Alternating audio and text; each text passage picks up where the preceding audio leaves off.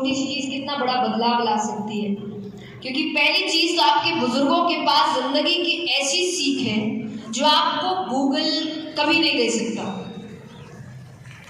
वो आपको उनके साथ बैठकर ही मिलेगी।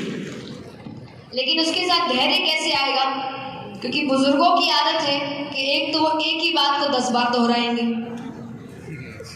और 10 बातें करेंगे, 10 में से 9 हो सकता है किसी काम की नहीं होगी, लेकिन जो आखिरी बात होगी वो आपकी दुनिया बदल देगी, आपकी जिंदगी बदल देगी।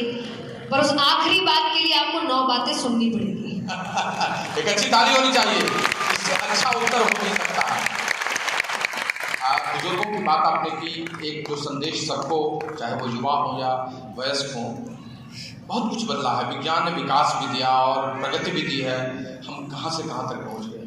लेकिन कहीं कहीं से कुछ सामाजिक मूल्य टूटे हैं, कुछ विसंगतियाँ आई हैं और सबसे अधिक अपने बुजुर्गों, अपने पिता माता, अपने भाई, उन सबों के लिए उनके घर में जगह की कमी हुई है। पहले तो छोटे से घर में 4 भाई बहन रह लेते थे, अब तो 3 BHK भी होता है। लेकिन माता पिता एक साथ 10 दिन रहने में जगह की कमी होने लगती है। क्या ये मूल्यों से हटना नहीं है? क्या ये संस्कृति को पीछे छोड़ना नहीं है? क्या भाई बंधु के साथ हम कुछ दिनों के भी साथ नहीं रह सकते? पर जैसा मैंने एक पॉइंट पे ही कहा था कि हम ये बैलेंस भूल जाते हैं कि आप जब इतना लग जाते हैं काम में कि आप वो रिलेशन बनाना भूल जाते हैं, फिर अचानक से आपको जब उनका सामना करना पड़ता है तो आपको ऐसा लगता है कि अरे ये कैसी नई दुनिया में आ गए।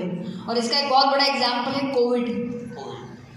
जब कोविड के समय कईयों को लगा था कि अरे फैमिली टाइम मिलेगा, और 10 दिन में सबको ऐसा लग रहा था कि पति पत्नी से परेशान है, पत्नी पति से परेशान है, माँ बाप बच्चों से परेशान है, बच्चे माँ बाप से परेशान हैं। तो उस वक्त समझ में आया कि बॉन्ड कितना खोता जा रहा है और आप भाग दौड़ में इतने चले गए कि आप अपने रिश्तों को ही भूल गए।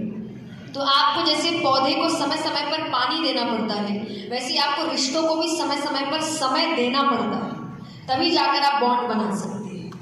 क्या बात है। तो संदेश यही है कि आपके पैसों की गाथा, आपके पदों की गाथा वह महत्वपूर्ण नहीं है, महत्वपूर्ण है रिश्तों की गाथा, जो इन्होंने कहा। एक और बड़ा प्रासंगिक चीज़ है, हम लोग हमेशा बोलते हैं, कोटेशंस में भी है, गीता में भी है, कर्मण्येवाधिकारस्ते मा फलेषु, सब अच्छा लगता है, लेकिन कर्म पर ध्यान देने के बजाय फल पर ही ध्यान होता है, इफेक्ट पे ही लोगों का ध्यान होता है, एंड स्पेशली यूथ, बिजनेसमैन। तो आप तो अध्यात्म से भी और प्रेरणा से जुड़ी हुई हैं, आप कुछ संदेश दें तो शायद इन्हें पता चले। नहीं, देखिए वही वाली बात है कि इसमें संदेश आपको पता है क्या है ना, बस हम ही नहीं कर रहे। तो ये वही वाली बात है कि 2 रास्ते हैं, एक तरफ लिखा है कि आगे खाई है और एक तरफ लिखा है कि यहाँ अच्छा रास्ता है। यानी कर्म करोगे तो अपने आप फल मिल जाएगा, आपकी डेस्टिनेशन जो है आपको मिल जाएगी। ये खाई वाला रास्ता है जहाँ आपको फल भी नहीं मिलेगा, टेंशन भी होगी, जर्नी भी एकदम दिक्कत में जाने वाली है।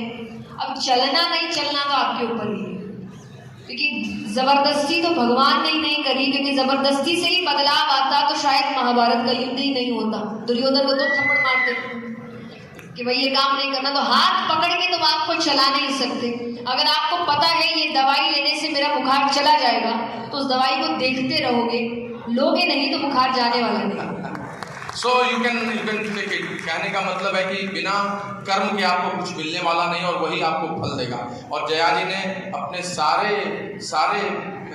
इंस्पिरेशंस में भी और अपनी स्पिरिचुअलिटी में भी कहा है। तो बस युवाओं के साथ हमें भी उस तरफ लग जाना है। 2-3 मिनट और लूँगा। एक एंटरप्रेन्योरशिप हम लोगों ने इतना बड़ा सेशन किया, बिजनेस इन बिहार ने इस बदलाव के बारे में बोला, मैंने उद्यमिता की भी चर्चा की और आप भी हमेशा देखती हूँ। लेकिन मध्य वर्ग, विशेषकर मध्य वर्ग, नौकरी के लिए ज़्यादा लालायित है, बशर्ते की उद्यमिता की शायद संघर्ष शुरू में करना पड़ता है।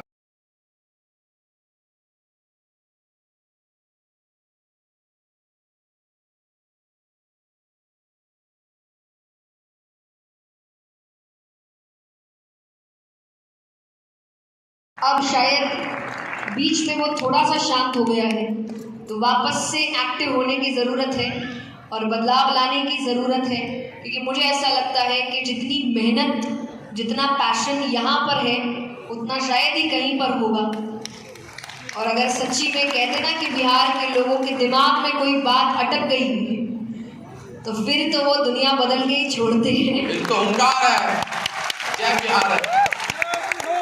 प्राइजिंग अटकनी बंद हो गई है कुछ देर से, तो वापस से थोड़ा सा बिहार जागे और देश को आगे ले जाए। तो जैसा आपने एग्जैक्टली कहा कि जॉब चाहिए पर ध्यान से कहीं ज़्यादा अच्छा होगा अगर आप जॉब देने पे ध्यान अपना एकत्रित करें कि हमें काम करना है। जैसा मैं हमेशा कहती हूँ कि आपके घर में जब गंदगी हो जाती है तो साफ आपको ही करना पड़ता है, पर देश के समय हम ये बात भूल जाते हैं। देश दूसरों का हो जाता है, घर हमारा हो जाता है। देश भी आपका है, तो अगर आपको कोई चीज़ लग रही है कि इस चीज़ की कमी है, तो घर बैठे बैठे ये सोचना कि वो कमी कोई और पूरा कर दे, इससे अच्छा खड़े होइए और उस कमी को ठीक करने के लिए खुद काम करिए। आपसे ही शुरू होता है। क्यों भरोसा करते हो गैरों पर, जबकि चलना है खुद अपने पैरों पर। और सामाजिक प्रतिष्ठा भी बखूबी है। हमारे राष्ट्राध्यक्ष पूरे विश्व में घूमते हैं, न सिर्फ राष्ट्रपति से मिलते हैं बल्कि उस देश के प्रमुख व्यवसायी से मिलते हैं, चाहे यहाँ की बात हो या कहीं की बात हो। सो आपको करना ही है। अंत में आज हमें आपके साथ बहुत देर बैठने का मन था, लेकिन मुझे पता है कि आपको ऊंची उड़ान भरनी है और बहुत सारे लोग आपका कहीं और भी इंतजार कर रहे हैं। लेकिन जाते जाते बिहार के लिए कोई एक अच्छा सा संदेश कि बिहार फिर से वही हो जाए जो आर्यभट्ट की नगरी थी, चाणक्य की थी, चंद्रगुप्त की थी, जहाँ हम लोगों ने सब कुछ देखा है। आपका एक प्यारा सा संदेश बिहार वासियों के लिए। आइए, तो संदेश आई थिंक हमने काफी बातें कर दी, तो जो वो चाह रहे हैं वही कर देते हैं। किशोरी कुछ ऐसा इंतजाम हो जाए, किशोरी कुछ